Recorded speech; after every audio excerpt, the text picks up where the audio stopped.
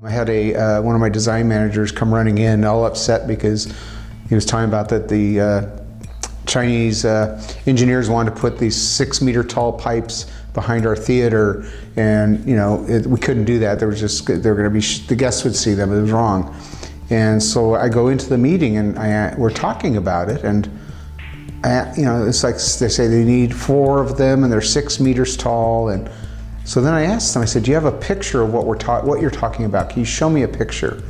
So they went and got a catalog, a cut sheet from the catalog, and showed me a photograph. And it was basically 4 pipe connections on the back of the building, and they needed 6 meters clear on the ground for a fire truck to pull up. So no guest was going to see this. So that's where people get upset, and yet there's no issue. It's strictly misunderstanding. The old saying of a picture's worth 1,000 words, it's true. Even when you're speaking English, a picture, like in architecture, we work with pictures, we mark up drawings, we work with sketch paper, talking to people, or looking at the 3D models on the screen, and that's part of our way of communicating, and it helps a lot. I think it's more difficult in businesses where you don't have the pictures and all that you can utilize to be able to communicate. When I'm doing a theme park or a casino, it's a new idea because that's not what they normally do. It's not normal construction. It is normal construction, but how you get there, there's different things involved. There's a lot more. It's very intense systems that are involved, especially for a theme park attraction. Getting them to understand those types of things, it's just a learning. I go back to the learning curve. They will catch up to you and surpass you, but you need to teach them. You have to help them understand it. Sometimes on that, the best thing to do is if there's something existing you can take them to see and watch it operate, helps quite a bit. Again, pictures, video, anything like that to help communicate. But you gotta take a moment and realize that this is all new to them. And even though I've done it for 25 years, this is the first time they're doing it. So it's like an infant starting to walk. You gotta help them. I don't walk in with an agenda, a preconceived agenda or anything, or that it has to be my way. I have an end goal of what I know we need to do, and we figure out how to work together to get there. And if they need to be, if I need to carry them for a part of the way, then that's what we do. You never know who's going to have a good idea. I can tell you it was in America though, in a meeting years ago, doing an off-site restaurant for one of the theme park companies. And the finance manager was sitting in the meeting, and we're just talking, and he made a comment about the lobby of the restaurant, the circulation of how when a guest comes in, and because he has children. And everybody at the table kind of looked at each other like, wow, that's a really good idea. So you never know where a good idea. He had a different observation of it because everybody sitting at the table, none of us had children. So when he would go to a restaurant on a Sunday morning, there were issues with waiting for a table and things that we weren't thinking about. So you never know where, everybody has input. There are times that I still listen to the input even though I know, no, we're not doing that, or no, I can't do that, but I'll still let the person finish their sentence. I'm not rude. I don't cut them off and say, hey, I don't want to hear it, no, you're wrong. It's more of, I then tell them why that won't work. It's education. This is not a winner take all. It's you both, if either one of us fails, we both lost. If there's something escalates in a meeting, and if you think you've said something maybe that offended someone, even though in America it wouldn't matter, nobody cares, because in America we're very blunt and say things and nobody cares, it doesn't matter, because we have things we say to each other and it doesn't mean anything. In another culture, especially Asia, a saving face is very critical.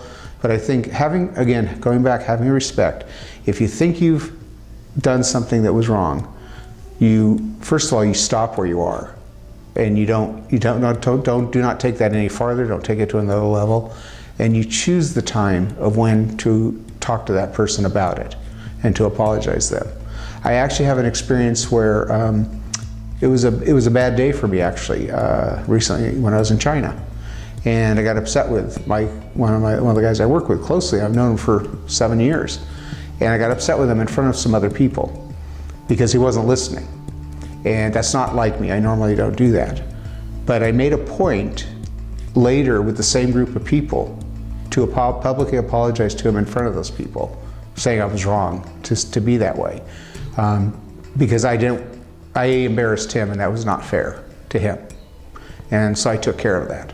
You know, sometimes you just have to, you know, take a deep breath and just go in and just do it. It's the right thing to do. It depends on what the conflict is. If it's something that needs immediate attention, I've asked people to leave the room with me, you know, and sometimes they don't come back in the room with me if they're out of line. If it's something that just needs to be diffused immediately right there and it's, you know, controllable, I'll bring up something to try and interject to where, how can I explain it? If I got somebody on the U.S. side and then I got somebody on the Chinese, Japan side or whatever, you know, Japanese side, and they're not agreeing, and it's escalating, I try to, basically what I'll usually say is, okay, look, let's table that item, we'll do a sidebar on that, and let's go to the next item. Because if you go to the next item, everybody can kind of cool down, take a breath, and they know that we're going to come back to that, and it's a smaller group. We'll discuss that probably between myself and those two people that weren't agreeing to come to a resolution. I try not to react to it. I'm not saying it doesn't affect me, but in the meeting, somebody gets upset with me or says something, or, you know, to try and get me riled up, I'll just kind of ignore them and try and move to the next item. Or as I said, we'll talk about that later. I don't try to empower someone that's trying to just be disruptive. Building a relationship with the person you're working with so there's an understanding, there's a trust built, is one of the big things. So then, you know, because otherwise, you know, that way you're not having to explain everything, because you don't have time to explain every single little issue. So you build that trust, and I believe I'm usually clear. And again, if we need to use a drawing or something to convey that information, a lot of people work with emails. Emails don't really work. They work for a while, but you still need the face-to-face or something to convey what the issue is or what the concern is. I think having respect for each other means you're in the trenches together, so you're going to try and solve the problems together. If you're adversarial and not working together, you're going to create problems that aren't even there, because you'll escalate it. It'll become bigger than what it really is.